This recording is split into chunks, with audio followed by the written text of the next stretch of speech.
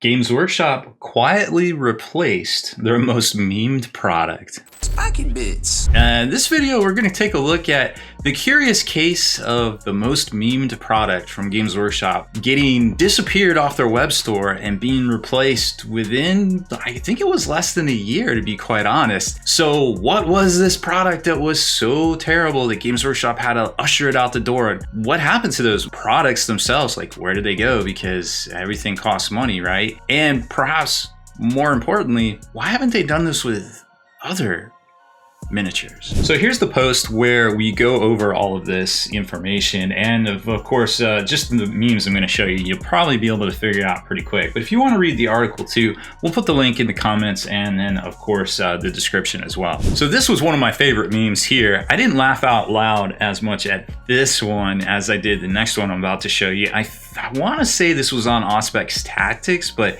at this point, if you just Google wolfhead memes, you're going to see quite a few, and it's kind of impossible to sort it out, I suppose. But I think just the posing of these two miniatures, like the Primaris one, just like so fed up with it, it just really brings it all home. Like, what the heck is he wearing? Now this one was spot on, or side on, or front on, whichever you want to say. And the fact that there's probably a dog that looks like that, because this all happened, I think, before the whole AI craze, is also rather humorous as well. Classic chorus, never wanted any of this. And then the classic, am I a joke to you? So yes, of course, we're talking about the Mark 6 heads, 4-horse heresy that were supposed to be beakies, but GW took a little bit of liberty in the term beaky, I suppose. But this is the product that they came out with originally, and as you saw, those were just the most mildest of the memes. So this upgrade kit was removed from GW store in early 2023. They didn't even go to last chance to buy, they just disappeared right off the store, as a lot of stuff did right around that time.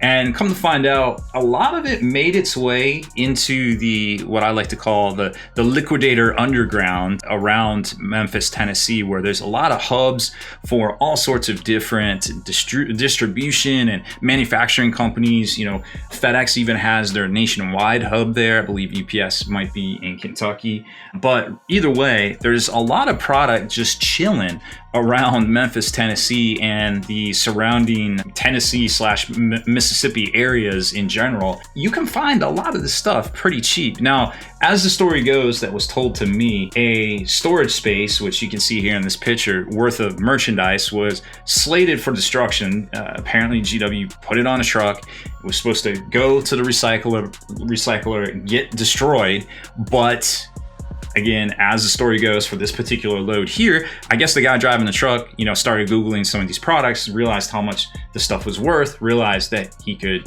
if he just disappeared it, could make a profit and then drop something else off, perhaps at the recyclers or the dump, that he would have his payday. And there's a whole network, there's a whole underground network of these, they call them bin stores. And basically a bin store is like a store, kind of like the Dollar Tree or Dollar General, or everything's a dollar, you know, whatever, that there's just bins in the store and everything is one price and you can just pick stuff up. But that's the story as it goes. So a lot of stuff gets into the network and goes there. You won't find this GW stuff there, because where you will find a lot of this GW stuff, we covered already, was on in the Dumpster Wars. And Dumpster Wars, you know, coming off the Storage Wars, the old TV show that was out there for, well, I don't know, it might still be on. I always enjoyed watching it, where they bid on abandoned storage lockers and you never know what you might find inside, or could be crap, could be good, but that's what made the show fun. Well, it turns out there was a lot of good stuff in this lot. There was a lot of bad stuff in this lot too. And as I talked to the gentlemen that were buying it, you know, they thought it was Pokemon cards. They were like, oh, we're gonna sit on this stuff, it's gonna be great, it's gonna sell.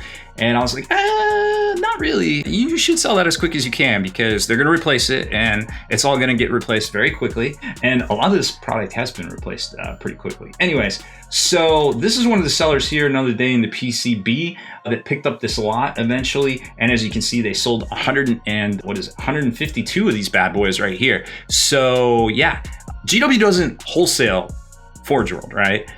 Stores can't even buy it at a discount. If you are a store, a game store, and you order Forge World from the GW web store, you get 0 discount on it. It's just a convenience factor at that point. So there is no discount unless you are a GW employee on Forge World miniatures. And I guarantee you a GW employee did not purchase these and then liquidate them themselves. And if you check this account on eBay, there's a ton of good stuff on this account. Singles. But, you know, we're going to talk about what happened to all of this stuff in the continuing saga of the GW dumpster wars, probably in our next video, because I've uncovered quite a few interesting things about all this. I have the manifest of all this stuff. It's wild. Anyway, so this stuff got disappeared. Now, whether GW sent them to the dump to get recycled, or to, and I say recycled because everybody always says they send it to the recycler, but how much of this stuff actually ends up in the dump side, or, you know, they're not going to break down all the boxes and, you know, put the cardboard in the cardboard bin. You know what I'm saying? Like that doesn't always happen.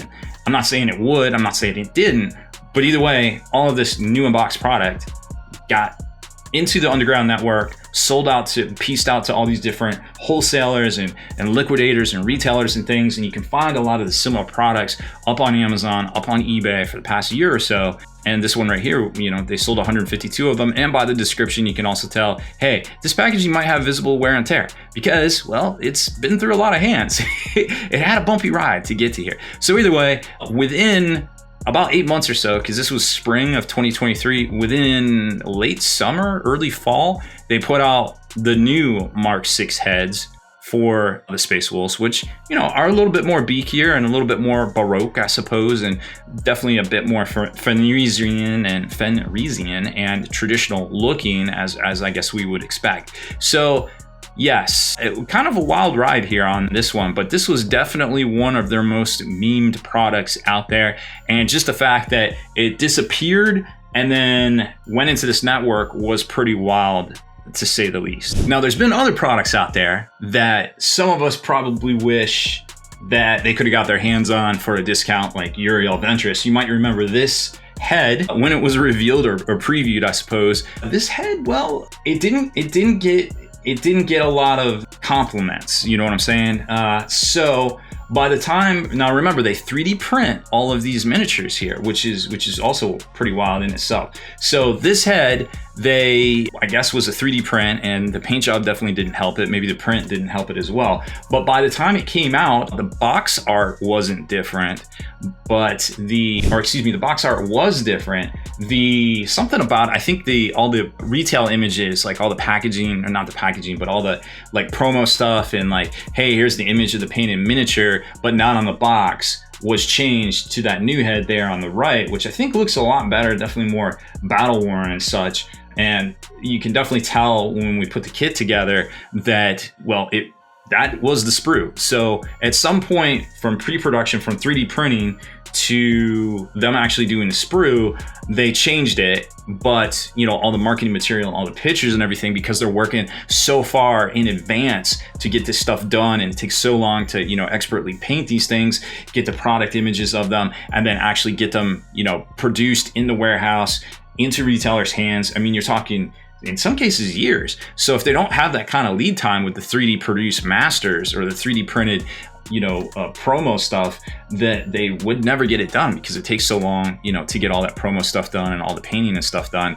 But from the looks of it, this is the same exact miniature. They just popped the head off and kind of repainted it, you know, if you look at all this. So yeah, Uriel Ventress was definitely one of those miniatures that we would have loved to see super discounted, but perhaps, you know, well, it came out and it went over pretty well. So either way, it was a good release for them, and they didn't have to disappear him. I think it was a limited exclusive anyway, so he kind of just disappeared himself there. Either way, it's really interesting to look kind of behind the curtain at Games Workshop and all the wacky, wild stuff that may or may not go on there, whether it was fully within their control or outside of their control, as it might have not been very within their control in this particular instance, if a truckload of their goods got disappeared into the liquidators network there around Memphis, Tennessee. So either way, just a fun look at that. So thank you very much for watching our video on GW's most mean product. Is there another product that you think maybe they should have done a better job with? You know, let us know. Leave it in the